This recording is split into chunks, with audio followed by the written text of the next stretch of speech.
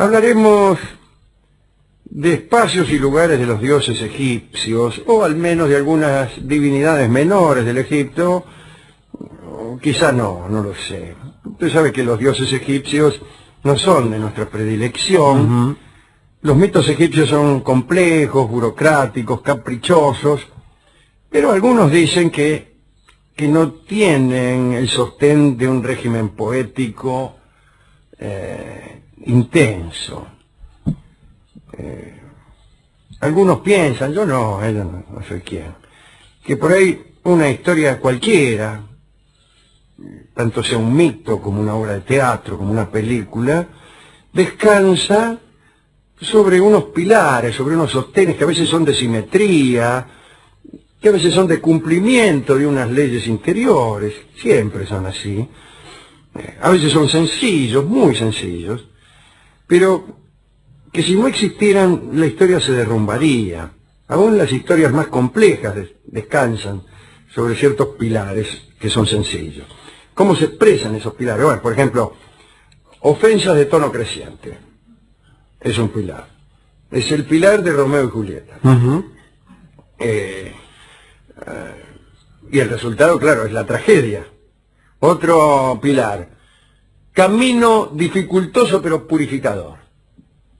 Las novelas de Hermann Hesse. Está bien, es un esquema, pero sirve para sostener.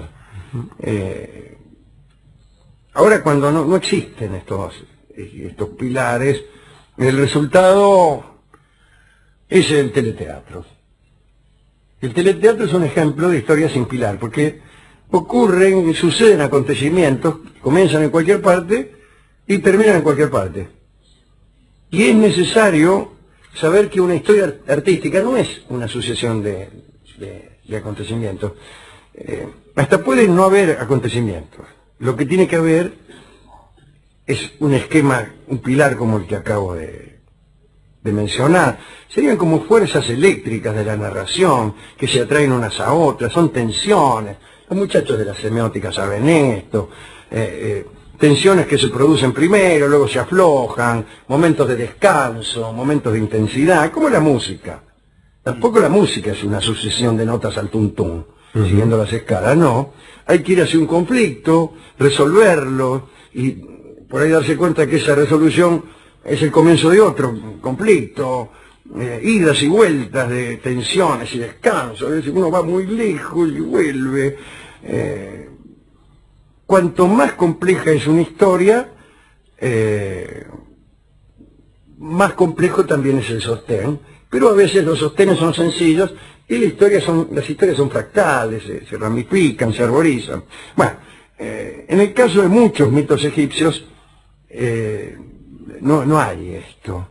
No hay esto como si hay en los mitos griegos, que casi hay dobles y triples significados y simetrías, ¿no? Bueno, vamos a contarlos igual, ¿no? En otras mitologías, el lugar donde los dioses vivían eran, por ejemplo, palacios con fuentes, pero también tenían los palacios algún sentido, algún doble significado. Por ejemplo, el palacio de Odín, el Valhalla, era un palacio atractivo solamente para guerreros, personas que hacían valer su máxima virtud y su máximo anhelo, personas que deseaban ser valientes. Entonces, cuando se morían, iban a un lugar llamado Valhalla, y cuando amanecía salían al campo a pelear y se mataban. Y al atardecer los muertos resucitaban y las heridas se curaban y después morfaban y descansaban toda la noche. ¿Para qué? Para poder pelear al día siguiente. Eso es muy curioso, pero además tiene una honda estructura poética y aún humorística, ¿no? Bueno, lo mejor que podía pasarle a un hombre en aquella sociedad era demostrar su valor. Y la sociedad que auspiciaba esos mitos necesitaba hombres valerosos, no necesitaba hombres tolerantes, no. Y entonces la mitología propiciaba que el premio por el valor fuera justamente el ejercicio continuado y perenne de ese valor. Pero en general, en todos los mitos, los dioses vivían más o menos bien. Los egipcios no. Los dioses egipcios andaban medio tirados. No hay descripciones de los lugares donde vivían ellos. Parece que el cielo era un lugar de residencia natural de las divinidades astrales y que las decisiones divinas bajaban del cielo a la tierra y allí se propagaban a través de la palabra y la escritura. Ahora bien, los dioses vivían, sí, en el cielo, pero tenían que bajar a la tierra cada día para alimentarse.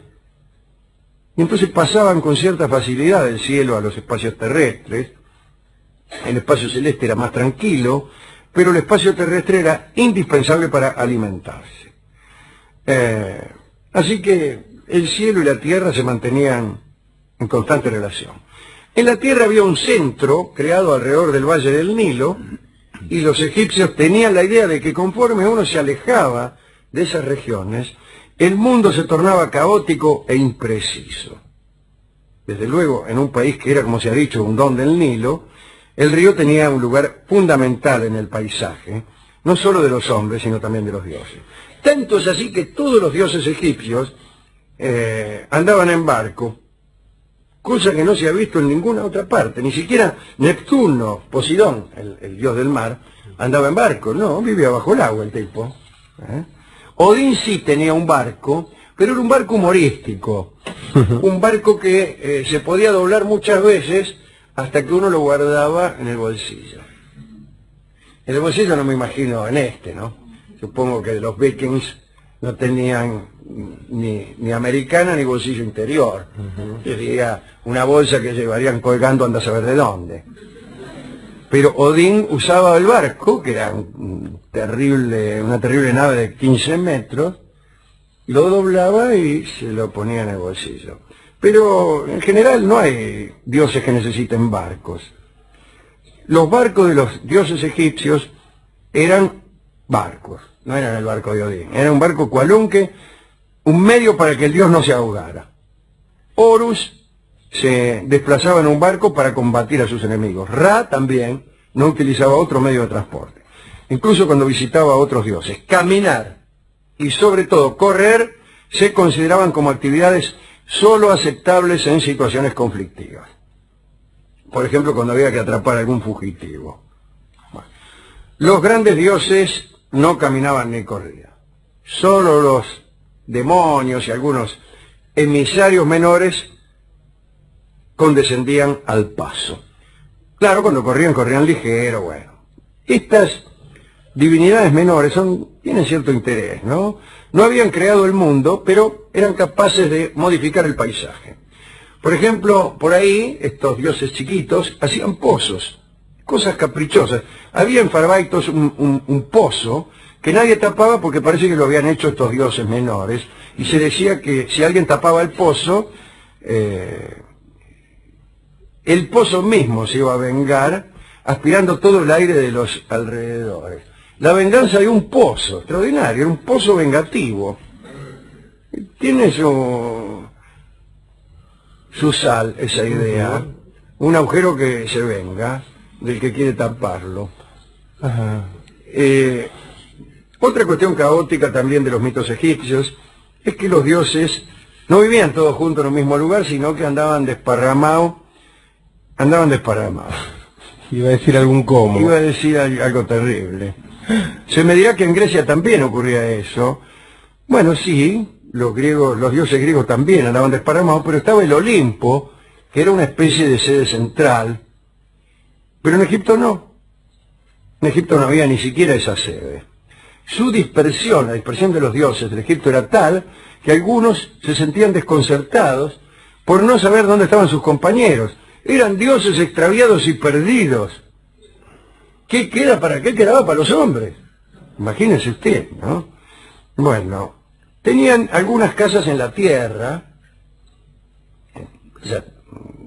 balunques, pero las construía una arquitecta llamada Sesat, que era ayudante de Tot, que era posiblemente el más sabio de los dioses egipcios, tal vez porque fue rescatado y enaltecido por historias posteriores a la civilización egipcia. Ahí estaban los herméticos que tomaron la figura de Tot y la figura de Hermes Trismegisto y ejercieron con ello un sincretismo del que salió ganando Tot, ¿no? Tot, según se dice, un dios con cabeza de pájaro, ¿no? Pero bueno, había escrito un libro en donde estaban todos los conocimientos divinos y humanos, todos los secretos del universo, de la ciencia, de la magia, de la vida, del amor. Ese libro estaba constituido por unas páginas de oro y, según parece, desconfiado Tot de la maldad de los hombres y pensando que existía el peligro de que algún malvado se apoderara de estos conocimientos, encerró el libro en una caja de cobre y la caja de cobre en una de oro y la de oro en una de plata y así, qué sé yo. Y tiró las cajas sucesivas al fondo del Nilo. Algunos pensadores de la Edad Media y el Renacimiento, algunos alquimistas, algunos esoteristas, pretendieron haber tenido cierto acceso a este libro, al libro de Tot. Uno de los últimos que dijo semejante cosa fue nada menos que el padre Athanasius Kircher, que decía que había visto una lámina del libro de Tot. Otros dicen que lo que queda del libro de Tot no es otra cosa que el tarot, ese mazo de cartas que se utiliza para adivinar. Dicen que ese es el libro de Tot, o lo que ha quedado de él, ¿no? O que ese es el libro y que hay que saber leerlo. Bien está recordar que del tarot salen las cartas españolas, las cartas comunes con las cuales jugamos nosotros, de donde el libro aquel que tenía todos los conocimientos divinos y humanos vino a convertirse en el mazo chinchón, en una demostración de la decadencia de las almas a través de los siglos. Sí, señor. O a lo mejor resulta ser que el libro de Tot está todavía allí, muerto de risa en el fondo del Nilo, y que nadie sabe qué demonios decía. El caso es que esta arquitecta ayudante de Tot, Seshat, se encargaba de construirles la vivienda a los dioses. Se encargaba de los planos, de los trazados, era experta en el arte de la astronomía, que le permitía orientar de forma correcta las construcciones. Dioses más poderosos hubieran sido capaces incluso de modificar las estrellas, y en vez de orientar mi casa para que mire al norte, qué sé yo, oriento el norte para que mire a mi casa. Entre por la ventana. Claro. Bueno, los dioses y los hombres no se mezclaban en Egipto con facilidad, nunca se mezclan con facilidad, excepto cuando los dioses necesitaban esconderse buscando el anonimato. Así que los dioses, cuando querían ocultarse, vaya a saber por qué y de quién, se imagina que un dios que necesita esconderse no ha de ser muy poderoso. Bien. Se ocultaban entre los hombres, se hacían los giles. Y otra característica que es interesante es la del más allá. Hemos hablado de residencias celestes, que era el cielo, pero el cielo no era el más allá. El más allá egipcio es una construcción. Lo hicieron, lo inventaron. Es una residencia subterránea, como el subterráneo La Croce. Fue creada para Osiris y luego para todos los hombres que se morían. Según algunas tradiciones, el demiurgo solar había creado el más allá para su reposo nocturno. Es decir, el sol descansaba de noche. ¿Dónde vamos a poner el sol a la noche? Abajo de la tierra, si no, no tendríamos oscuridad que es tan necesaria para polillar. Y había una especie de garage. Había como un garage. Estacionaba el sol. El sol medio se bajaba por el oeste y se metía en el garage. Ahora bien, pasaba por el más allá, que estaba ahí también, pero el viaje era breve del sol, al otro día tenía que salir otra vez. Ahora, los que vivían en el mundo subterráneo, los muertos, no soportaban la demasiada luz solar. Parece que cuando pasaba por abajo, el sol bajaba un cacho la intensidad de sus luces.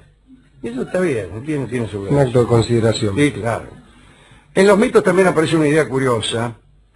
Desde el espacio terrestre, si vos pegás la oreja a la tierra, podés oír algunas llamadas que provienen del mundo de los muertos. Oís, pum, pum, pum, pum. Son los muertos que te golpean, ¿me interpretás? Bueno, Salvo rajando, ¿no? igual el vínculo con los muertos era débil, Sin embargo, algunos días los muertos podían pasearse con la tierra. Esta es una idea que después aparece ya con mayor peso poético en otras mitologías.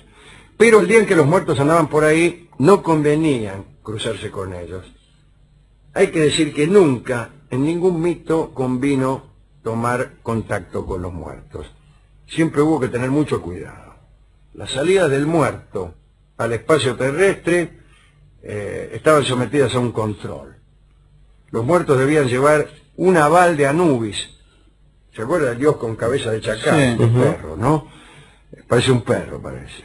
Bueno, si vos eras muerto y tenías que salir, tenías que llevar un salvoconducto de Anubis, en forma de decreto, esto revela la esencia escribanil y leguleya de las mitologías egipcias.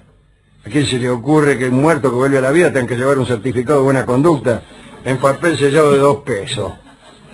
Es una cosa de escribano.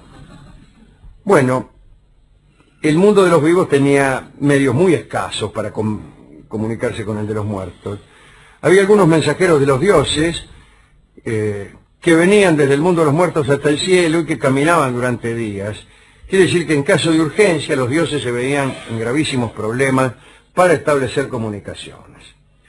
Se cuenta que Horus podía dialogar con su padre porque en Busiris existía un pasaje hacia el más allá que permitía que las palabras del que se acercaba a esa abertura fueran escuchadas con claridad. Pero no era tan sencillo, porque muchas veces el agujero estaba cerrado. Vos ibas al agujero y se me iba a comunicar un cacho con los muertos. Y estaba cerrado. ¿Y quién cerraba el agujero? Los muertos. No, no sabemos. No sabemos. O sea que los dioses tropezaban no solamente con una burocracia, sino hasta con una corruptela. Porque ¿quién cerraba ese agujero? A veces Ra no sabían dónde estaban sus más cercanos colaboradores. Y los mensajeros tenían que andar de un lado para otro como zapallo en carro, recorriendo mundos y mundos para llevar mensajes entre los dioses. Y por ahí cerraban el agujero de Busiris y ni siquiera sabemos quién lo cerraba. Bueno, esto es un mundo desordenado, loco. Un último detalle.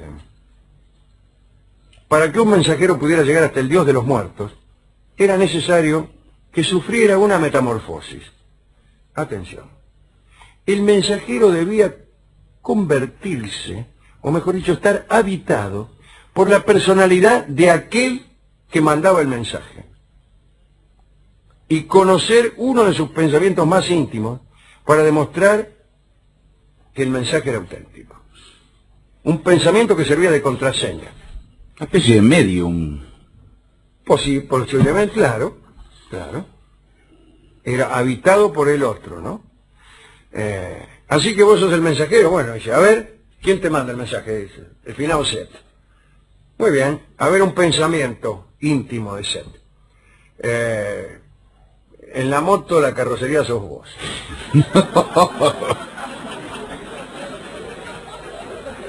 Son tipos que tienen un pensamiento sobre. El otro dice, sí, ese es él. Así se mandaban los mensajes. Ahora bien, esta falta de poesía de los mitos egipcios se salvó de sucumbir a causa del olvido, dicen algunos maledicentes. Dice Virgilio Espósito que es mejor el verso aquel que no podemos recordar. Cuando Herodoto visitó el Egipto, le contaron estas cosas y a él le parecieron misteriosas porque ya casi no las sabían por completo. Él mismo no las aprendió por completo. Los griegos a quienes se las transmitió tampoco las aprendieron y tuvieron ese misterio de lo no sabido del todo. Y sabemos hoy mucho más de lo que sabía Herodoto, ¿no? de los egipcios. Bueno, y hubo siempre entre los griegos y entre los romanos la idea de que los egipcios sabían mucho, aunque era imposible saber qué es lo que sabían. De todos modos algo sabían, ¿no? Calcule usted que cuando César procedió a la reforma del calendario, que es el calendario juliano, del cual deriva el gregoriano, que es el actual, fue y se nutrió de la sabiduría egipcia.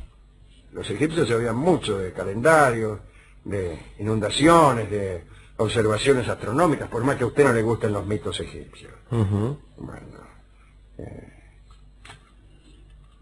¿acaso lo que siempre se admiró era esa idea de la supervivencia del alma, pero a lo mejor era más pedestre que lo que suponíamos. Calcule usted que pensaban que para que la vida después de la muerte tuviese lugar, era indispensable preservar el cuerpo, y ese es el sentido de la momia. La momia es eso, un deseo de preservar un cuerpo para perdurar.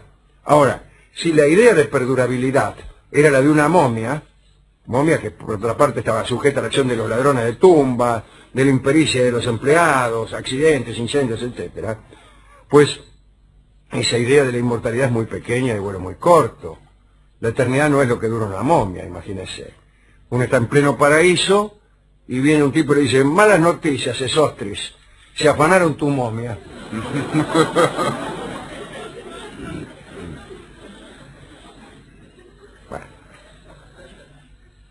Bueno, digo todo esto para justificar que hoy no vamos a hablar de los mitos egipcios.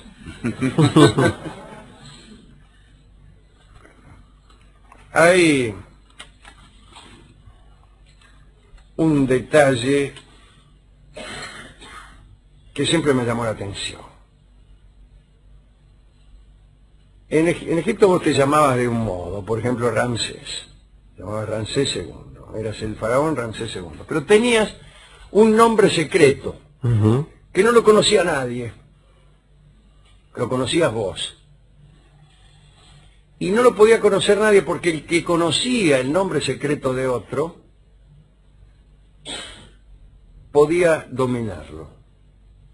Para dominar a un tipo, o a una mujer, o incluso a un poderoso, bastaba con conocer el nombre secreto.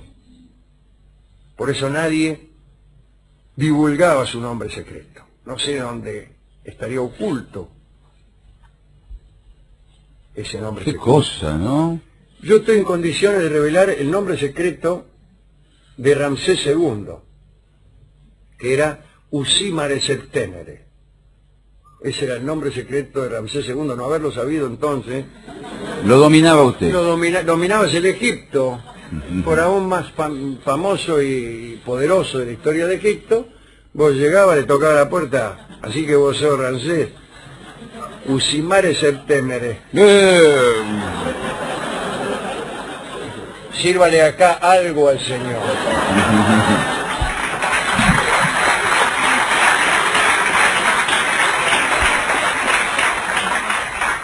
Ahora, pero disculpe, me estoy pensando, ¿alguien bautizaba con ese nombre a...? Yo no sé cómo era el asunto. ¿Ese sabía? Había un tipo que lo sabía. Algún sacerdote algún sería. sacerdote, no lo sé. No sé cómo era eso. Además, creo recordar, Alejandro, recuerdo confuso, porque no me acuerdo si era Isis u Osiris, cuál de los dos encontró justamente su divinidad por saber el segundo nombre de Ra. O sea, y lo forzó a convertirlo en divinidad para no develar su segundo nombre. ¿Y no sería Amón? Claro. Bueno. Amigos, si ustedes tienen un nombre secreto, que a veces es el segundo nombre, y es secreto porque es Manfredo.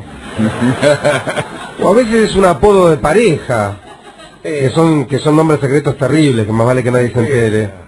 Sí. Justamente, que nadie se entere, que nadie se entere de estas cosas, y que nadie se entere se llama, no el bellísimo tango de José Canet que interpreta Alberto Gómez, sino un tango mediocre que sin embargo canta muy bien doña Karina Beorlegui. Que nadie se entere, un tango que hemos, creo, compuesto para un radiocine, y que tiene una versión de Karina Beorlegui que escucharemos ahora. Yo en ese momento, en el momento de componerlo, estaba pensando, y esto lo puedo asegurar ya que yo mismo lo hice, estaba pensando en Usimare Septénere. ¿En serio? No aparece nada de eso en el texto igual. No, justamente para despistar, la letra no alude para nada a los mitos egipcios, pero eso es justamente la prueba de lo que acabo de decir. Que nadie se entere en la versión de Karina Beorlegui.